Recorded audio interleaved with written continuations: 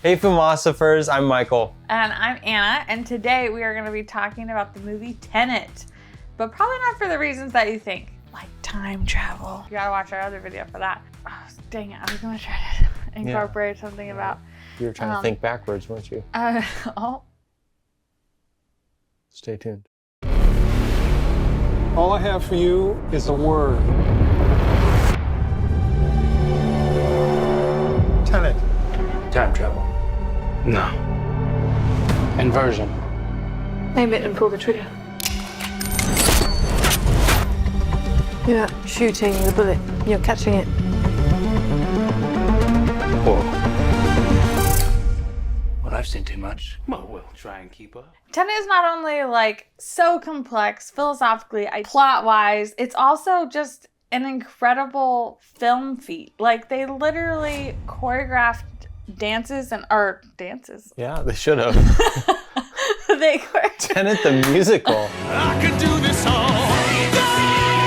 day. They literally choreographed fights backwards, and they would do crazy stuff where they like spin the tires of the car forward while towing it backwards or whatever. I mean, it's crazy. And all of those things just to achieve this like reverse entropy sort of like effect.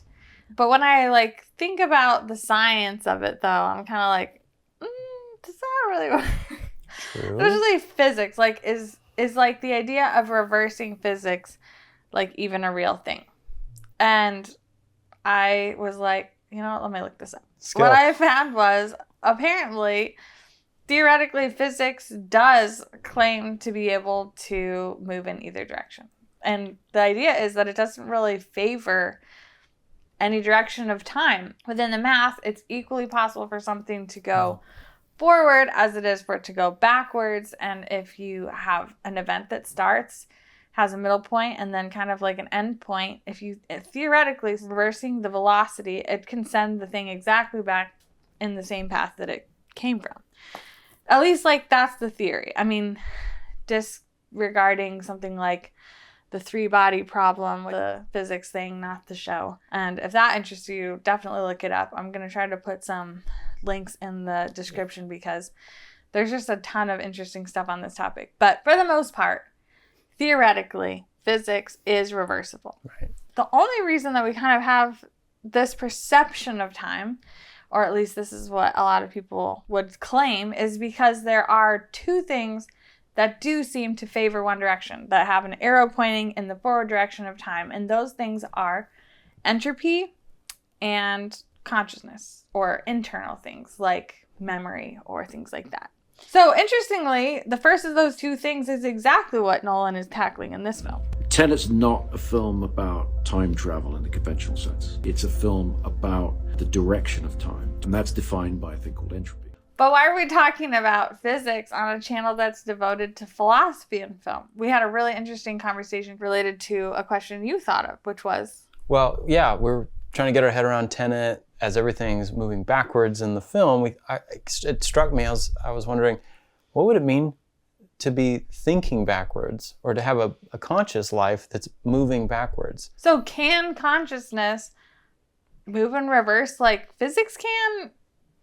If so, what would that even mean for consciousness? So keep that question in mind while we watch the physics lesson we get in the scene in Tenet.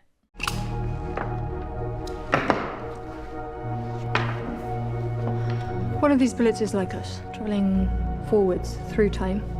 The other one's going backwards. Can you tell which is which? How about now? It's inverted. Its entropy runs backwards, so to our eyes, its movement is reversed. We think it's a type of inverse radiation triggered by nuclear fission. You didn't make it. We don't know how yet. So where did it come from? Someone's manufacturing them in the future. They're streaming back at us. Try it.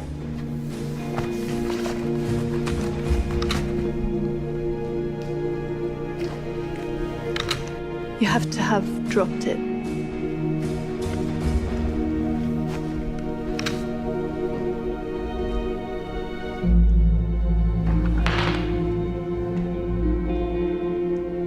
How can it move before I touch it? From your point of view, you caught it, but from the bullet's point of view, you dropped it.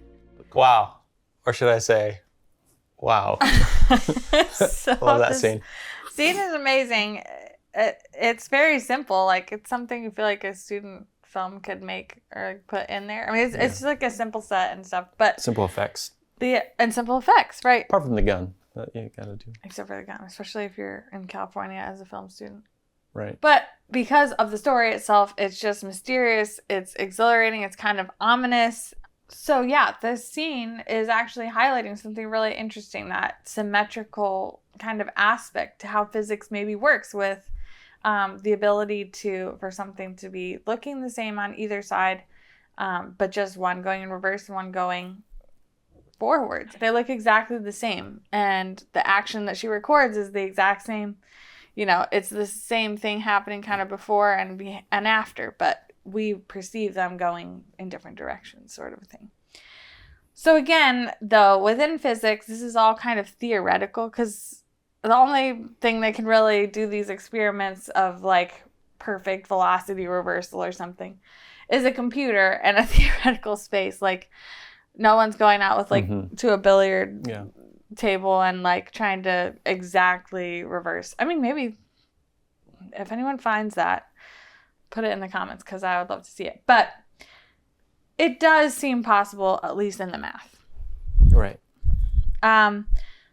So let's take this in a different direction. Kind of no pun intended there, but Wow.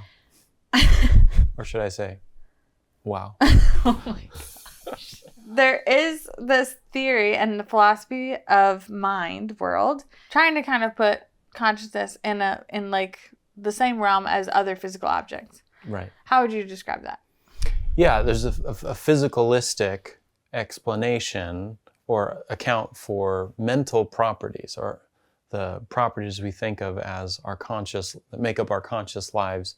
And there's attempts to try to account for all of that by appealing to just sort of physical entities that are familiar to us, like protons and neutrons, chemicals and biological structures and neurons and stuff.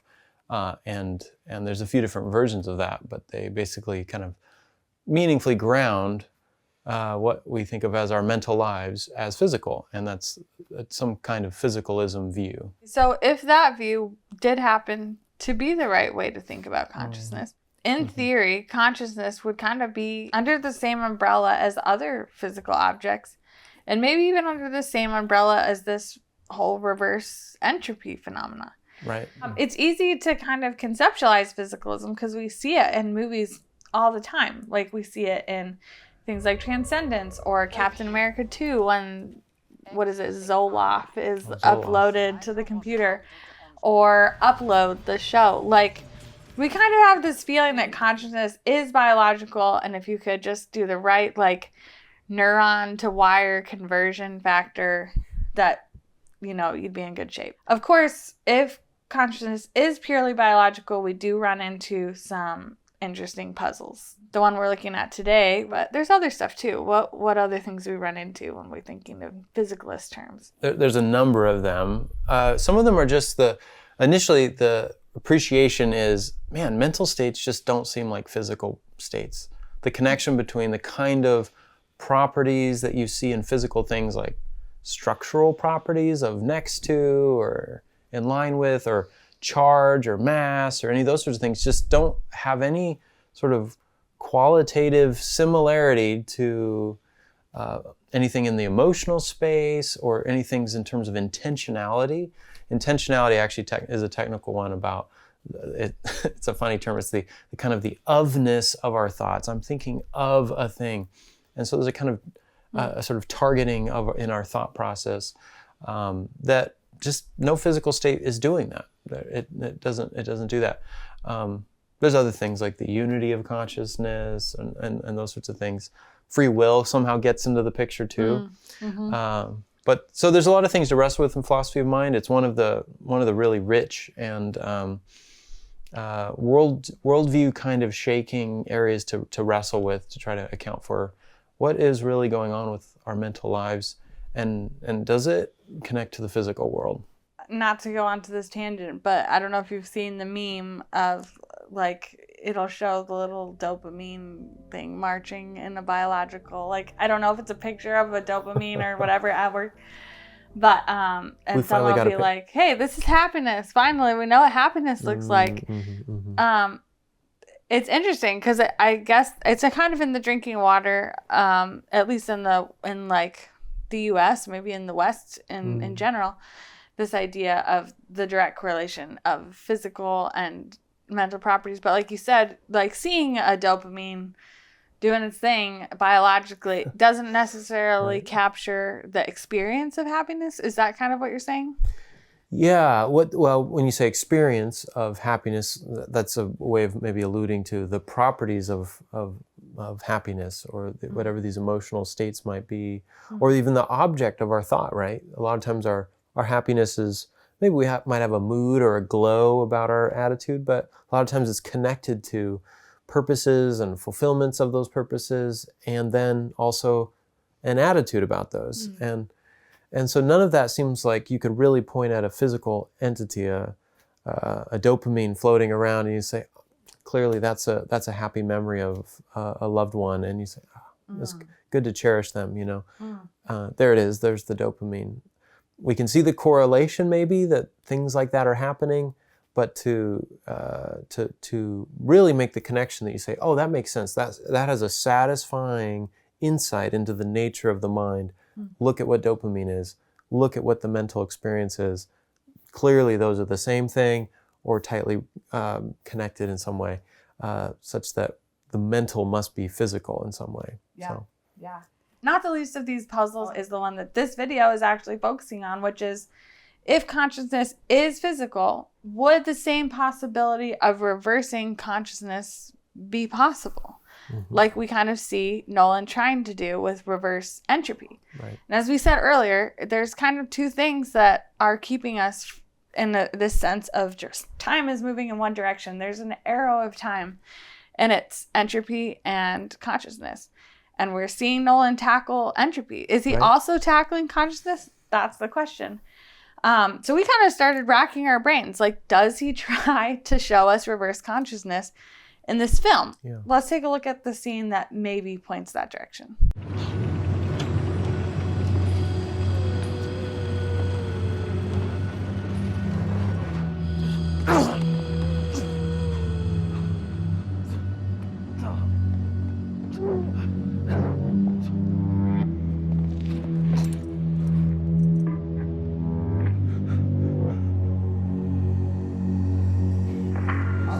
If you're not telling the truth, she dies. I don't know what you're talking about. You left it in the car, not the fire truck, right? Who told you that? Tell me now, is it really in the BMW? I don't know. Tell me or I'll shoot her again. Leave her alone! I don't have time to negotiate.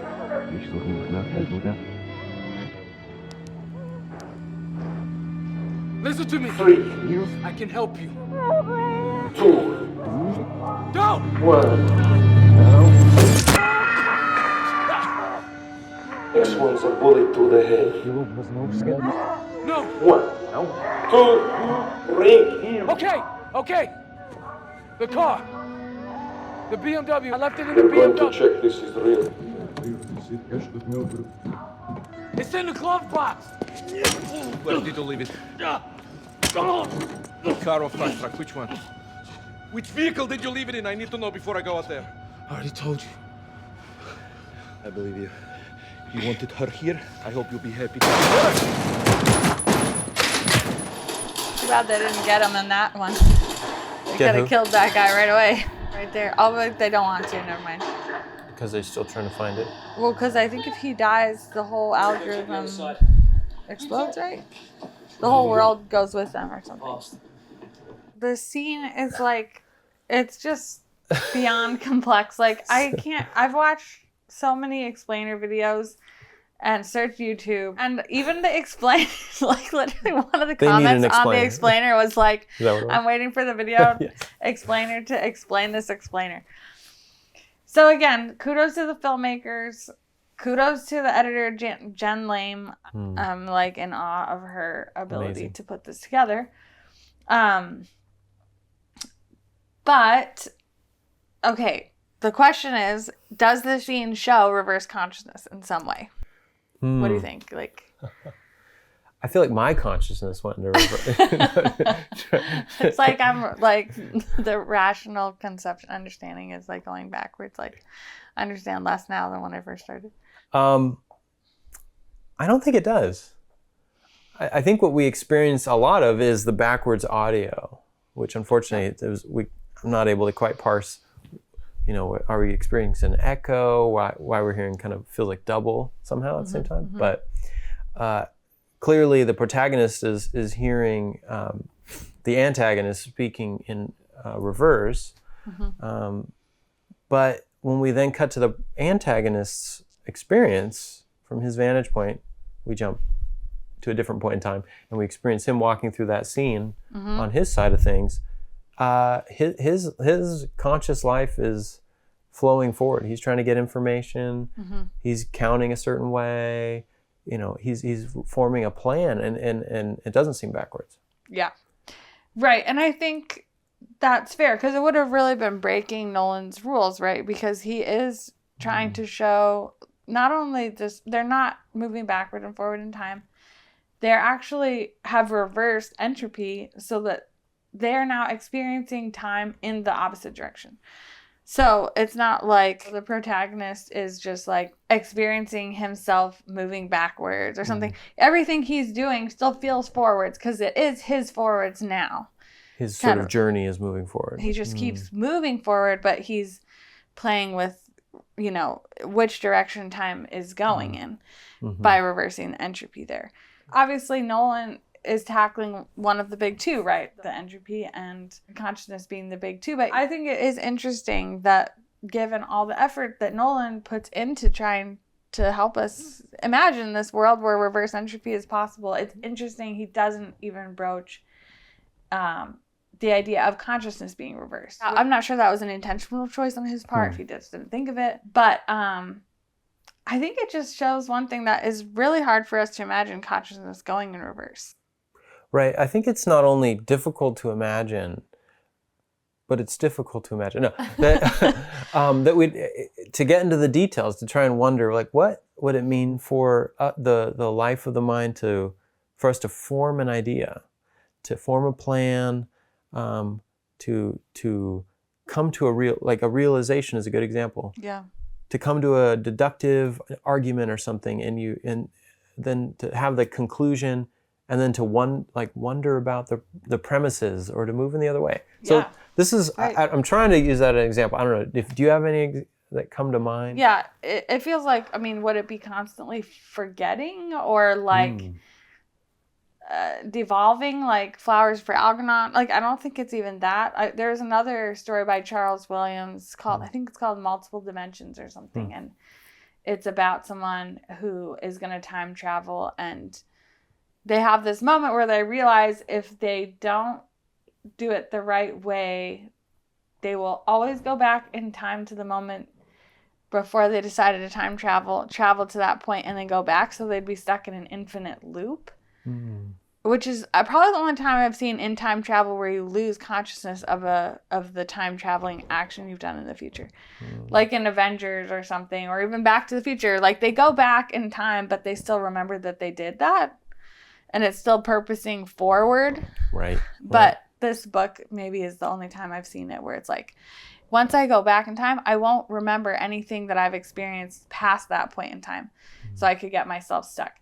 I don't know. So that's about the closest I can think. But again, it's not the same. Like, there's just not that. We kind of naturally lean into the idea that cause and effect is real. And with physics, you can feel it like it going back and forth. But reason and logic kind of feel like they move in one direction because they build upon it. It's like trying to build a building, but starting with your top bricks. Right. Yeah, that's a good picture. Which doesn't really work. Yeah. I don't know. Our thought experiment really here is whatever physicalistic account you have, whether it's panpsychism or identity theory is one of the views, or emergentism, or functionalism too is another popular view. It ends up linking your mental life to the physical. And if you have a really, even if it's just theoretical, physics, theoretical physics and math and the laws, even if the numbers could go backwards in a sense, but the mental life just doesn't seem like the kind of thing that could do that, then there's a way that those two realms sort of come apart and don't seem to be able to be connected or grounded in the right explanatory way. Mm-hmm. What's the mental life? Doesn't seem like it can be the physical stuff, because the mental life can't go backwards, but the physical can. What other options are even open to us when we're thinking about consciousness if the physicalism piece doesn't really fit or is really hard to imagine, or Nolan doesn't even tackle it? I almost, given that and storytelling convention, not maybe conventions, but necessity for making sense of a story, like he might have just said, that's not going to make sense, or whatever cinematic version of reverse mental lives, whatever that would be, it wouldn't be great as a story device or whatever. Yeah. But I think that something like what's called substance dualism is the kind of view that maybe could work with a movie like this, that takes, that doesn't ground the life of the mind or ourselves in the physical workings of our body, our brain, or something physical like that, but says that we are ourselves are actually grounded in a non-material, simple substance. And we think of physical substances, and that feels intuitive. But this is kind of that sort of spiritual, non-physical kind of thing that could be the kind of ground for a disembodiable kind of mental or conscious being like ourselves. If really myself is an immaterial, simple substance like a soul that's somehow partnered with a body, well, then naturally these two things could come apart.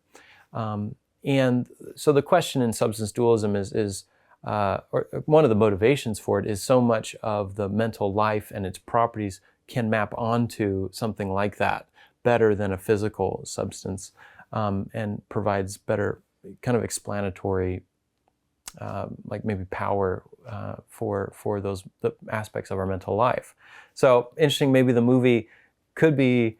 I'm sure it's not the intent of the filmmaker, but in theory, if you had a soul-like substance that's the basis for our mental properties, maybe you could have the body moving backwards, and sort of the soul's along for the ride, and is able to say, whoa, looks like, the movie screen of my experience is moving in reverse, and I have some goals and desires and plans, and all those conscious properties are at work in the soul, but the tool set, the access to the world is moving in reverse. So that could be a connection there, or an opportunity for philosophically grounding the way the film flows.